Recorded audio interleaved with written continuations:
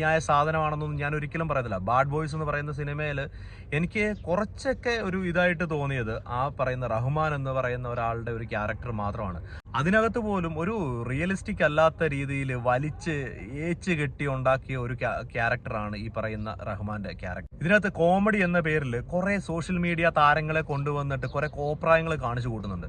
അതുപോലെ തന്നെ നമ്മുടെ പഴയകാല നടന്മാർ കുറെ ആളുകൾ, നമ്മുടെ ഇപ്പോൾ സിനിമയിൽ ഇല്ലാത്ത കുറെ ആളുകളെ കൊണ്ടുവന്ന് വെച്ച് അവരെ വെച്ചും എന്തൊക്കെയോ ചെയ്യാനായിട്ട് ശ്രമിച്ചിട്ടുണ്ട്. പക്ഷെ ഒന്നും വർക്കൗട്ട് ആയിട്ടില്ല എന്നുള്ളതാണ് എൻ്റെ അഭിപ്രായം. ഞാൻ പക്ഷേ ഇതുവരെയും പറയാതിരിക്കുകയാണ്. അപ്പോൾ ഇങ്ങനെ ഒരാളെ വിളിച്ച് ഭീഷണിപ്പെടുത്താനും മാത്രമൊക്കെ ഇദ്ദേഹത്തിന് കഴിയുമെന്നുണ്ടെങ്കിൽ തീർച്ചയായിട്ടും ഞാൻ ഇത് പറയണമെന്ന് എനിക്ക് തോന്നി. അതുകൊണ്ടാണ് ഞാനിത് പറയുന്നത്.